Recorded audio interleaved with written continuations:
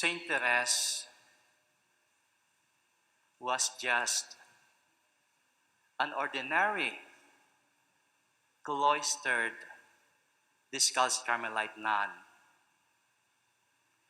but able to touch millions of lives all over the world by her little way. Her parents became saints in 2015, St. Louis and St. Zélie. And now, her sister Leonie, who was a visitation sister, is also on the way to sainthood. St. Therese, though his life was hidden inside the monastery, was sought after as a great spiritual guide. She became the patroness of the missions, the 33rd and youngest doctor of the church, the third among the 4 women doctors of the church. St. Therese played a very special role in my journey to Carmel. She was my inspiration and guide in following the footsteps of Jesus from the very time I started my discernment until now that I became a discalced Carmelite priest. She helped me to be more courageous and hopeful in accepting and going beyond my littleness, especially my deformed feet. And with the Lord's grace, I was able to follow His footsteps more closely and offer Him even my imperfections, weaknesses, and failures. Through the years, I always felt her great love, inspiration, and intercession. That is why, even with so many obstacles along the way, I am still here, her little brother with a little happy feet. I always believed in her prophecy. I will spend my heaven doing good upon earth, and I will let fall from heaven a shower of roses. These roses represent the graces we receive from God through her intercession. Pero ano ba talaga ang sekreto ni St. Therese na gusto niyang ibahagi sa atin? It's very simple. That everyone can do this. Doing ordinary things with extraordinary love. Kahit ano kasimpleng bagay, binibigyan niya ng halaga, ng pagmamahal. Mga kapatid, kayo po ba ay nakatanggap din ng shower of roses from St. Therese? Yes, for sure. We can have them, but not the fresh and blessed roses that we used to receive during the Novena Masses, but the spiritual roses that we can have during this pandemic that we need to nourish, make them bloom even more deep in our hearts and in the hearts of people around us. The Lord Jesus said to His disciples in the Gospel, pay attention to what I am telling you. Today, the Lord is telling us, pay attention to the inspiration of St. Therese in our journey closer to His heart. For our reflection, I'll be using the acronym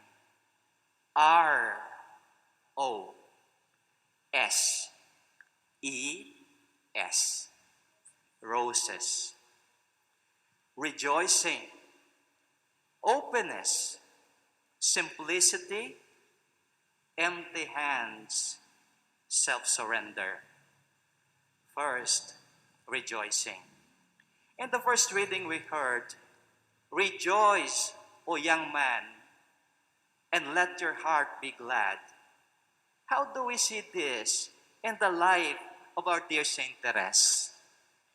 Yes, life in Carmel is difficult and full of challenges, but St. Therese surrendered herself totally to God's merciful love.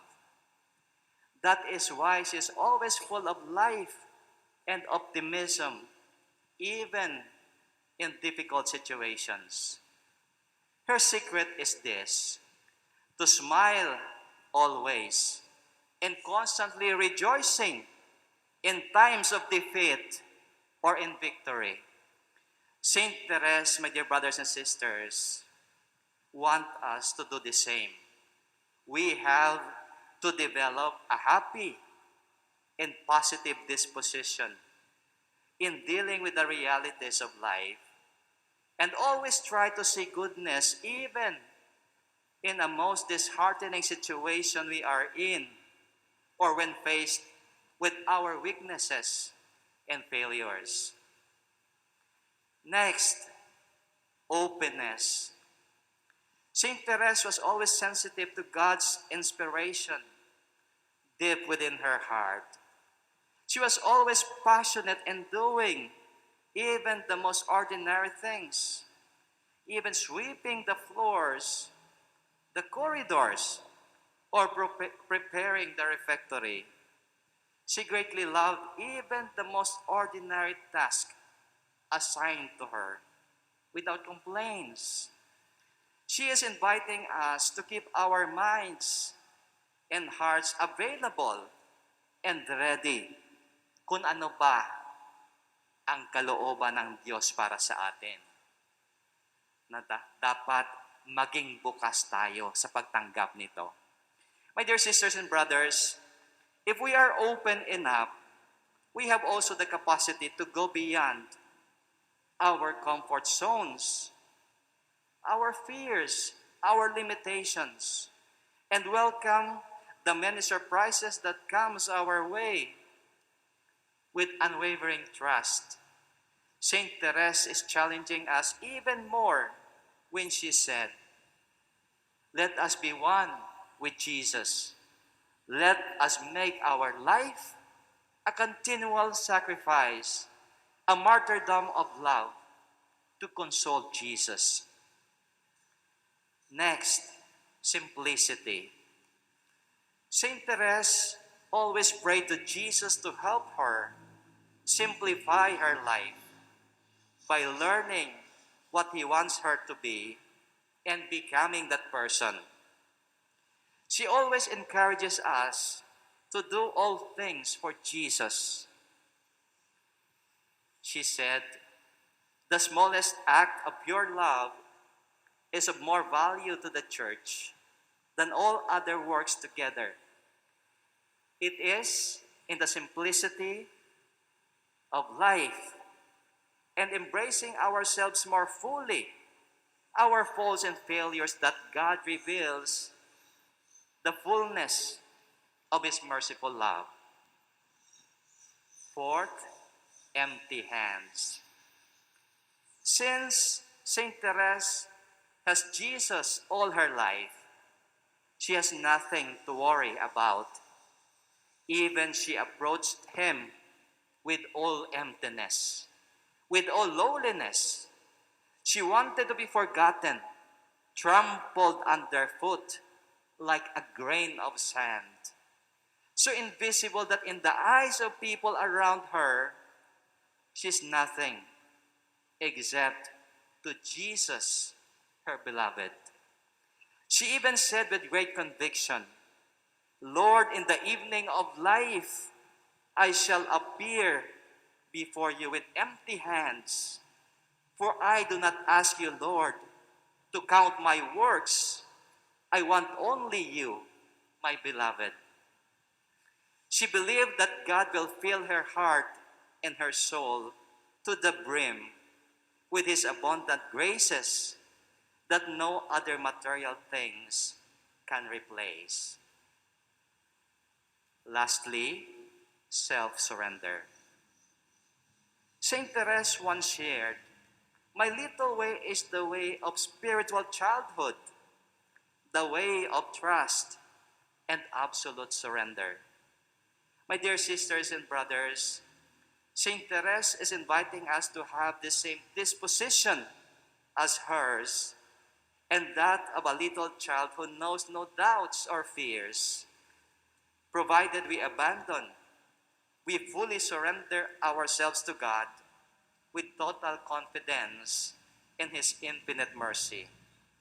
With life so many demands, worries, and problems, especially brought about by this COVID-19, we get so easily distracted, depressed, and lost our focus with what is more essential. But St. Therese urges us to always stay